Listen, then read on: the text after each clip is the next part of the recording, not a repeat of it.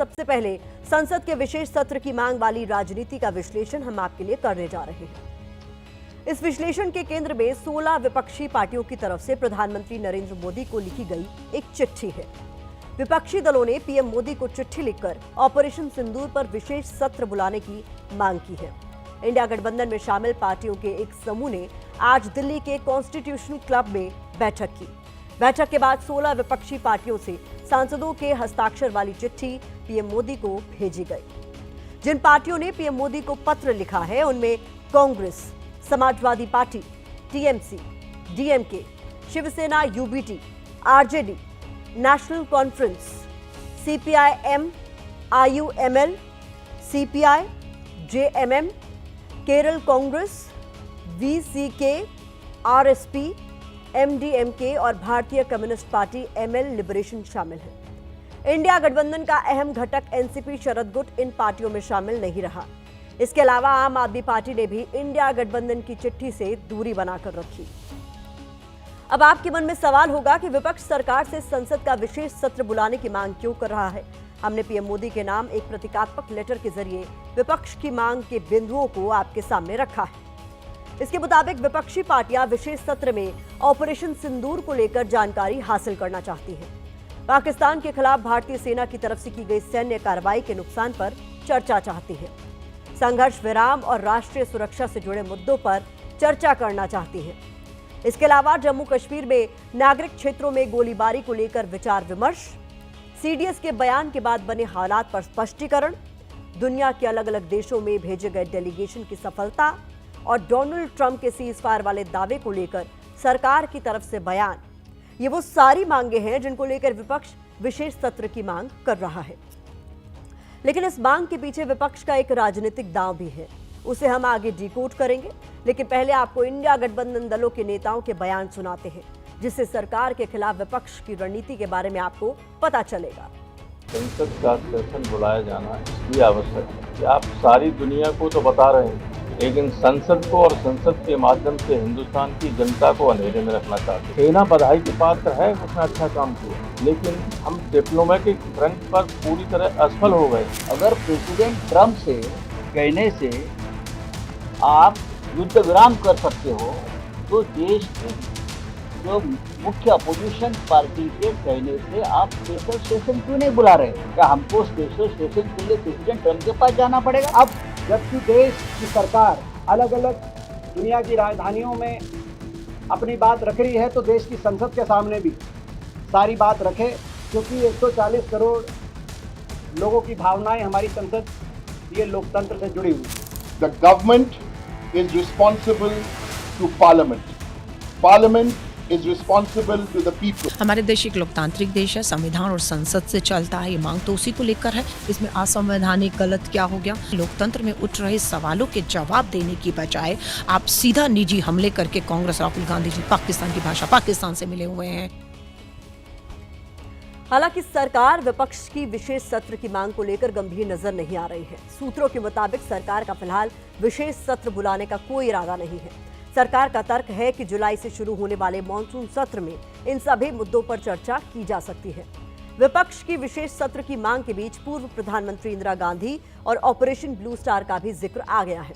इंदिरा गांधी की विशेष सत्र की राजनीति के केंद्र में एंट्री बीजेपी के सांसद निशिकांत दुबे ने कराई है। निशिकांत दुबे ने सोशल मीडिया एक्स पर एक पोस्ट किया है। पोस्ट को लेकर दावा किया गया है कि ये ब्रिटिश पीएम का ब्रिटेन की संसद में दिया गया वक्तव्य है। 1984 का ऑपरेशन ब्लू स्टार, जो इंदिरा गांधी जी के नेतृत्व में कांग्रेस की सरकार ने किया था, वो ब्रिटिश सरकार की मदद से किया था। दूसरे देश के सैनिक हमारे देश के नागरिकों, खासकर गोल्डन टेम्पल अमृतसर में मौजूद थे। इसके बावजूद भी विपक्ष ने संसद के विशेष सत्र के लिए कभी उछल कूद नहीं मचाई। विपक्षी पार्टियों को देश से कोई मतलब ही नहीं है। पहला विशेष सत्र ऑपरेशन ब्लू स्टार पर ही होना चाहिए। यानी विपक्ष की विशेष सत्र की मांग के जवाब में बीजेपी सांसद ने भी विशेष सत्र की मांग रख दी है। इस बीच एनसीपी शरद गुट के लेटर से दूरी बनाने और आम आदमी पार्टी की रणनीति पर संजय राउत और आप सांसद संजय सिंह ने अपनी राय रखी है। ये शरद पवार साहब भी हमारे साथ ही है। ये जो सिग्नेचर के ऊपर लीडर ऑफ द फ्लोर का सिग्नेचर है, और सुप्रिया सुले जी डेलीगेशन में बाहर है। जब अभी मैं मुंबई जाऊंगा तो मेरी पवार साहब से बातचीत होगी। इंडिया ब्लॉक जो था वो मूलतः लोकसभा चुनाव के लिए बना था और लोकसभा चुनाव में वो इंडिया ब्लॉक का प्रयोग हुआ। उसके कारण 240 सीटें इंडिया ब्लॉक की आई भी उस वक्त। अभी जो मुद्दा है इसमें हम भी सरकार से तमाम सवाल पूछ रहे हैं जो लोगों के दिमाग में है, जो लोगों के मन में बार बार कचोट रहे हैं कि प्रधानमंत्री ने सीज फायर कैसे कर दिया। हम भी चाहते हैं कि विशेष सत्र संसद का बुलाकर उसमें सरकार के द्वारा जवाब दिया जाए। बाकी रहा इंडिया ब्लॉक की बात तो वो सिर्फ लोकसभा तक सीमित था। अब उस रणनीति की बात करते हैं जो विपक्ष की विशेष सत्र वाली मांग के पीछे छिपी है। विपक्ष क्यों विशेष सत्र पर लगातार जोर दे रहा है और क्यों सरकार विशेष सत्र बुलाने से पीछे हटती नजर आ रही है।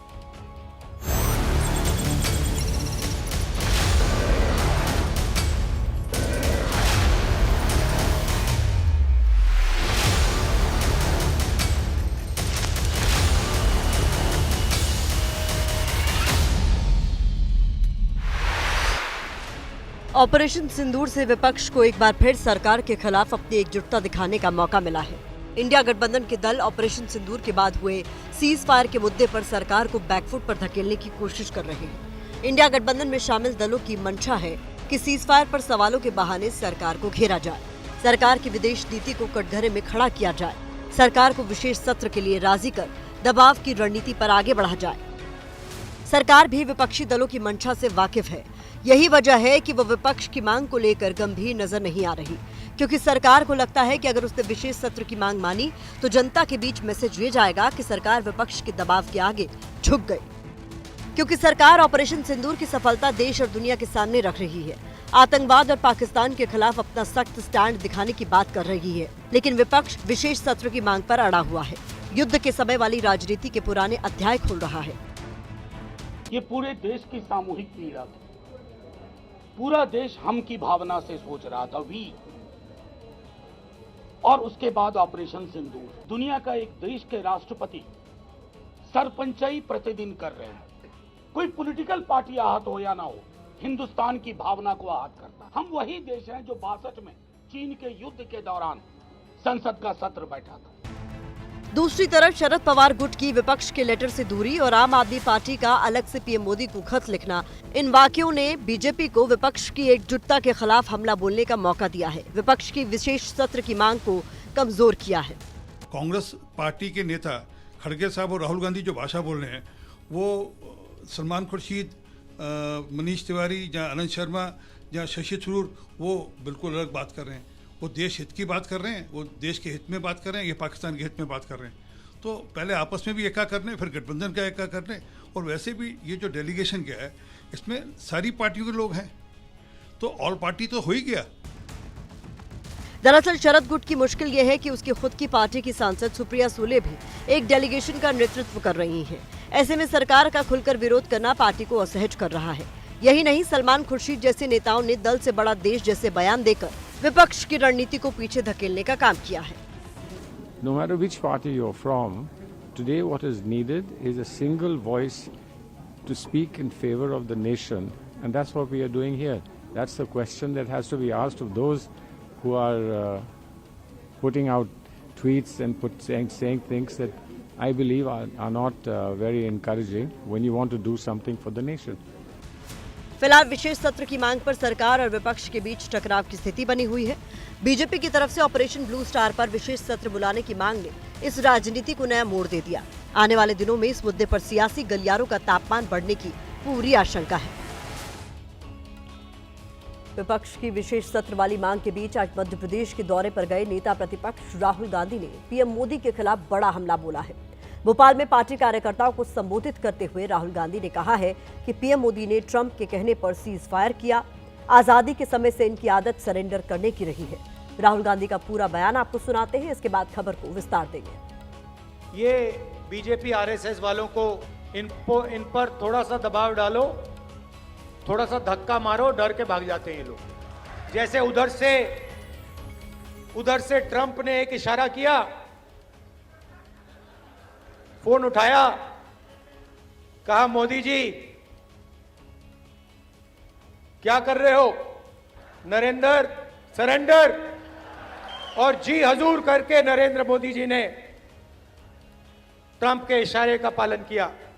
आपको एक समय याद होगा जब फोन कॉल नहीं आया था, 7th फ्लीट आई थी, 71 की लड़ाई में 7th फ्लीट आई थी, हथियार आए थे, एयरक्राफ्ट कैरियर आया था। इंदिरा गांधी जी ने कहा मुझे कुछ जो करना है मैं करूंगी।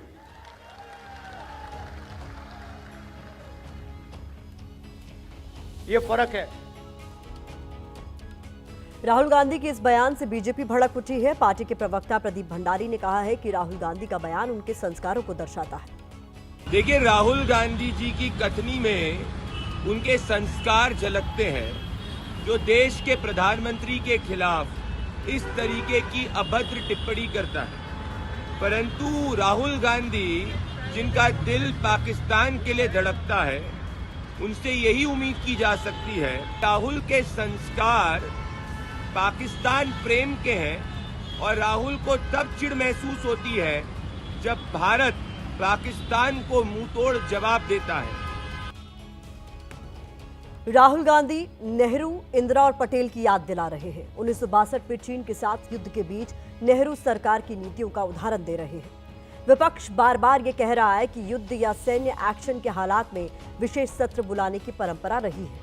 1962 में पंडित जवाहरलाल नेहरू के कार्यकाल के दौरान भारत चीन के बीच युद्ध हुआ था। इसके बाद भी ऐसे ही सरकार से विशेष सत्र बुलाने की मांग उठी थी। तब क्या हुआ था और अब क्या हो रहा है, अब हम इसकी फाइल आपके लिए खोलने जा रहे हैं। 1962 में भारत चीन युद्ध के बीच तत्कालीन जनसंघ नेता अटल बिहारी वाजपेयी ने सरकार से विशेष सत्र बुलाने की मांग की। मौजूदा वक्त में इंडिया गठबंधन के दल ऑपरेशन सिंदूर के बाद विशेष सत्र बुलाने की मांग कर रहे हैं।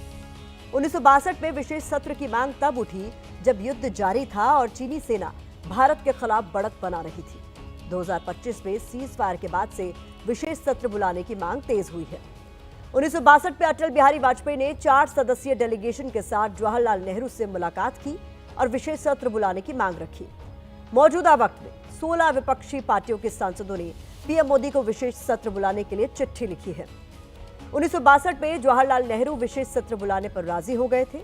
आपको बता दें कि उस वक्त 494 में से 361 सीटों के साथ नेहरू सरकार के पास 2/3 बहुमत था। तब भी उन्होंने 4 सदस्यीय डेलीगेशन की बात मान ली, जबकि मौजूदा वक्त में सरकार विपक्ष की मांग को लेकर गंभीर नजर नहीं आ रही, वो भी तब जब वो गठबंधन में सरकार चला रही है। राजनीति के जानकार सरकार के इस रुख को किस तरह से देखते हैं, आपको सुनना चाहिए। लेकिन सीधे तौर पर अभी स्थितियां ऐसी नहीं हैं जिसमें सरकार पूरी जानकारी दे सके। इसके पीछे सरकार का तर्क है कि अभी ऑपरेशन सिंदूर खत्म नहीं हुआ, चल रहा है, और क्योंकि कुछ पाकिस्तान की तरफ से कुछ प्रस्ताव आया था सीज फायर करने का, तो उसको हमने मान लिया। स्थिति ये बनी हुई है। लेकिन जहाँ तक सवाल पिछले मौक़ों का है, पिछले अवसरों पर कई बार हुए हैं, उन समय की परिस्थितियाँ अलग थीं। अभी कोई युद्ध नहीं था, एक ऑपरेशन था। युद्ध की स्थिति में सरकार जवाबदेह होती है। युद्ध की स्थिति में पूरा कैबिनेट गठित होती है। जो युद्ध कैबिनेट होती है उसको पूरे राइट्स दिए जाते हैं, पूरा नोटिफिकेशन होता है, प्रेसिडेंट उसको वो करती हैं, तो वो स्थितियाँ अलग होती हैं। क्योंकि ये युद्ध है ही नहीं, एक ऑपरेशन था जब पहलगाम हमले के बाद में भारत ने अपने आत्मरक्षा में अपना एक्शन लिया था। इस खबर के केंद्र में वो करप्शन है जो हमारे देश को खोखला बना रहा है। इस खबर के केंद्र में वो बड़े बड़े अधिकारी और कर्मचारी भी हैं जो काली कमाई के धन कुबेर बन बैठे हैं। हाल फिलहाल में ऐसे कई मामले सामने आए हैं। हरिद्वार नगर निगम में बड़ा जमीन घोटाला हुआ। जिस जमीन को खरीदने की कोई जरूरत नहीं थी, कुछ भ्रष्ट अफसरों ने अपनी जेब भरने के लिए उस जमीन को भी खरीदा। अब इस मामले में इन अधिकारियों पर गाज गिरी है। दूसरा मामला दिल्ली का है, जहां सीबीआई ने वरिष्ठ IRS अधिकारी अमित कुमार सिंघल के घर की तलाशी के दौरान 1 करोड़ रुपए नकद और 3.5 किलोग्राम सोना जब्त किया है। अधिकारी को गिरफ्तार कर लिया गया है। करप्शन का एक मामला कुछ दिन पहले ओडिशा की राजधानी भुवनेश्वर से भी सामने आया था, जहां विजिलेंस टीम को एक चीफ इंजीनियर के घर से 2 करोड़ से ज्यादा की नकदी बरामद हुई थी। वक्त वक्त पर एजेंसियां भ्रष्ट अधिकारियों पर कार्रवाई करती हैं। ऐसे धन कुबेर पकड़े भी जाते हैं जिन्होंने ब्लैक मनी की कालकोठरी बना रखी है, जो जनता का पैसा लूट रहे हैं। सच कहें तो भ्रष्टाचार पर सर्वत्र हाहाकार है, लेकिन फिर भी सब लाचार है। इसी भ्रष्टाचार का सबसे ताजा मामला सामने आया है उत्तराखंड के हरिद्वार से। हरिद्वार नगर निगम में हुए जमीन घोटाले में बड़े बड़े आईएएस अफसर, पीसीएस अफसर, अधिकारी शामिल थे।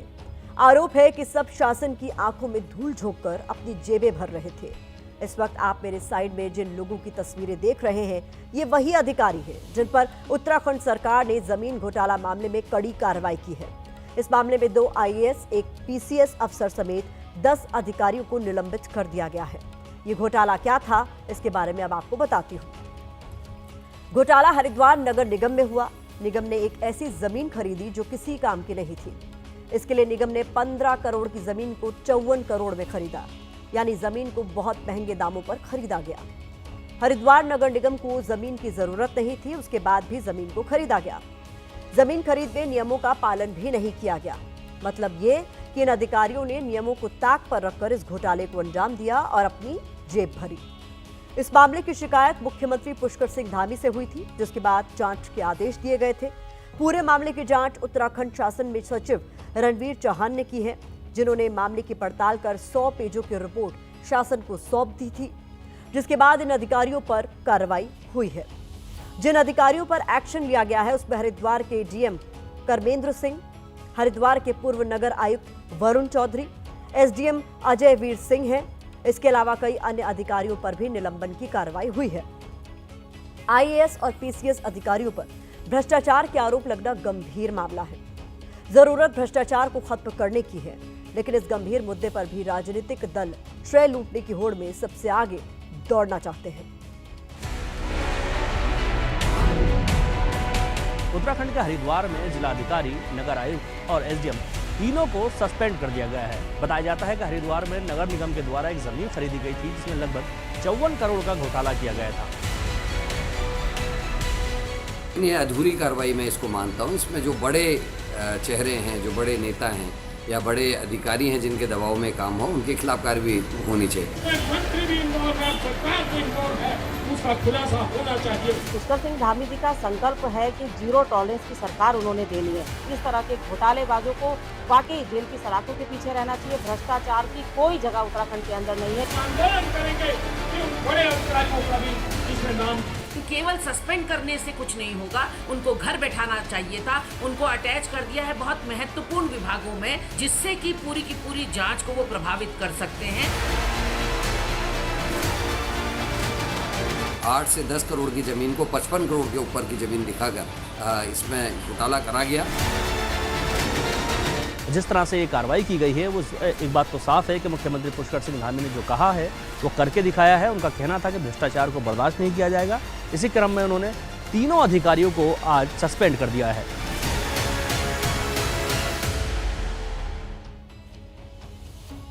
तो भ्रष्टाचार का ये कोई पहला केस नहीं है। देश में इससे पहले भी भ्रष्टाचार के धन कुबेर पकड़े जाते रहे हैं। हाल फिलहाल की ही 2 तस्वीरें अब आपको दिखाती हूँ। पहली तस्वीर जो आपके सामने है वो दिल्ली की है, जहां सीबीआई ने एक बड़ी कार्रवाई करते हुए 2007 के वरिष्ठ आईआरएस अधिकारी अमित कुमार सिंघल के परिसरों पर छापा मारा। तलाशी के दौरान आईआरएस अधिकारी के परिसर से 1 करोड़ रुपए नकद, 3.5 किलोग्राम सोना और 2 किलो चांदी जब्त की गई है। बताया जा रहा है कि आईआरएस अधिकारी ने एक शिकायतकर्ता से 45 लाख रुपए की रिश्वत की मांग की थी। इस मामले में सीबीआई ने आईआरएस अधिकारी समेत एक और शख्स हर्ष कोटक को अरेस्ट किया है। इससे पहले ऐसा ही एक मामला ओडिशा के भुवनेश्वर से सामने आया था, जहां ओडिशा के ग्रामीण विकास विभाग के चीफ इंजीनियर के घर से विजिलेंस की टीम ने बेशुमार दौलत बरामद की थी। इतना पैसा मिला था कि गिनती के लिए 7 से 8 कर्मचारियों की ड्यूटी लगानी पड़ी थी। कैश गिनने के लिए मशीन मंगानी पड़ी थी। चीफ इंजीनियर के घर में 2 करोड़ से ज्यादा कैश मिला था। सोचिए, भ्रष्टाचार का दीमक किस हद तक अंदर ही अंदर हमारे देश को खोखला कर रहा है। बड़े बड़े अधिकारी से लेकर चीफ इंजीनियर, सिपाही, चपरासी तक इसमें शामिल होते हैं। अब मैं आपको थोड़ा पीछे लेकर चलती हूँ। आपको याद होगा, पिछले साल दिसंबर में मध्य प्रदेश के भ्रष्ट सिपाही सौरभ शर्मा के ठिकानों पर छापा पड़ा था। परिवहन विभाग के सिपाही सौरभ शर्मा के घर से 52 किलो सोना, 2.5 क्विंटल चांदी और करोड़ों रुपए कैश और संपत्ति के कागजात मिले थे। खुलासा होने के बाद उम्मीद थी कि सौरभ शर्मा पर कड़ी कार्रवाई होगी, लेकिन आज भी कार्रवाई कछुए की चाल ही चल रही है। सौरभ शर्मा के भ्रष्टाचार का यह केस कोर्ट में है। केस में आज तक चार्जशीट दाखिल नहीं हुई है। 4 जांच एजेंसियों की जांच के बाद भी मामला अधर में लटका है। भ्रष्टाचार के केस में तो जांच एजेंसियों को तेजी से कार्रवाई करनी चाहिए, ताकि सौरभ शर्मा जैसे लोगों पर कड़ा एक्शन हो, ताकि दूसरे लोग भी भ्रष्टाचार करने की ना सोचें। लेकिन यहाँ इसके उलट हो रहा है। इस केस में जांच का ये हाल है कि आज तक ये पता ही नहीं चला है कि जंगल से बरामद गाड़ी में 52 किलो सोना और करोड़ों रुपए का असली मालिक है कौन। क्या सौरभ शर्मा वाकई इस पूरे रैकेट का केंद्र बिंदु है या सिर्फ एक मोहरा? जिन डायरी और दस्तावेजों में बड़े नाम होने की बात कही गई थी वो कहां है? क्या ये मामला कानूनी दांवपेच में उलझाकर कमजोर किया जा रहा है? क्या सौरभ को बचाने के लिए राजनीतिक दबाव बनाया जा रहा है? क्योंकि इस केस के तार ऊपर तक जुड़े होने की बात भी सामने आई थी। सौरभ शर्मा को लोकायुक्त के केस में जमानत मिल चुकी है, लेकिन अन्य एजेंसियों के केस में वो अभी भी जेल में है। दरअसल भ्रष्टाचार इस कदर फैल गया है कि निकाले से भी नहीं निकल रहा है। इस पर आज हमने एक्सपर्ट से बात की, सुनिए उन्होंने क्या कहा। आईपीएस अफसर ट्रेनिंग में जाते थे, सिर्फ अपना कैमरा डिक्लेयर नहीं किया कि लाए हैं ड्यूटी बचाने के लिए, बर्खास्त हो जाते थे। आज बोरों में नोट मिल रहा है तो लोग कहते हैं कि नहीं, मैं इस्तीफा नहीं दूंगा। जो सख्ती होनी चाहिए उस लेवल की सख्ती नहीं हो रही है। अभी आप कैंसर को बैंड एड और लाल दवा से ट्रीट कर रहे हैं। इक्का दुक्का केसेस आपने पकड़े, बहुत अच्छी बात है, लेकिन इससे काम चलेगा? दिखाई ये पड़ रहा है कि जिनका प्रोसिक्यूशन सैंक्शन हो करके भ्रष्टाचार निवारण संगठन या विजिलेंस के यहाँ पेंडिंग है, महीनों से प्रोसिक्यूशन सैंक्शन नहीं दिया जा रहा। कौन बचा रहा है? अभी हमने आपको भ्रष्टाचार के जो केस दिखाए वो तो सिर्फ कुछ केस है। भ्रष्टाचार अब बहुत अंदर तक घुस गया है। केंद्रीय सतर्कता आयोग में साल 2023 में अधिकारियों और कर्मचारियों की कुल 74,000 से ज्यादा शिकायतें दर्ज हुई। इनमें से 66,373 शिकायतों का समाधान हुआ, जबकि 7,839 शिकायतें लंबित हैं। साल 2023 में रेलवे कर्मचारियों पर भ्रष्टाचार की 10,447 शिकायतें मिली थी। शहरी और आवास मामलों के मंत्रालय के कर्मचारियों पर 7,665 शिकायतें दर्ज हुई। बैंकिंग क्षेत्र के कर्मचारियों पर भ्रष्टाचार की 7,000 से ज्यादा शिकायतें दर्ज हुई। इस मामले पर आज हमने थोड़ी और रिसर्च की तो हमें भ्रष्टाचार के खिलाफ काम करने वाली अंतर्राष्ट्रीय संस्था ट्रांसपेरेंसी इंटरनेशनल की 2024 की रिपोर्ट भी मिली। इस रिपोर्ट में बताया गया है कि कौन सा देश भ्रष्टाचार के मामले में कहां पर है। 180 देशों की इस लिस्ट में भारत 96वें पायदान पर है, जो पिछले 10 सालों में भारत की सबसे खराब रैंकिंग है। भारत के पड़ोसी देशों की बात करेंगे तो इस लिस्ट में पाकिस्तान 135वें नंबर पे है, श्रीलंका 121वें नंबर पर है, बांग्लादेश 149वें नंबर पर है, चीन 76वें नंबर पर है। भ्रष्टाचार के इस दीमक को खत्म किया जा सकता है, लेकिन इसके लिए कोर्ट को सख्त सजा सुनानी होगी, देश में सख्त कानून बनाना होगा, जांच एजेंसियों को तेजी से जांच करनी होगी। आपको और हमको अपनी जिम्मेदारियों को समझना होगा। जल्दी काम कराने के लिए जो पैसे हम सरकारी कर्मचारियों के आगे खिसकाते हैं, उससे हमें और आपको बचना होगा।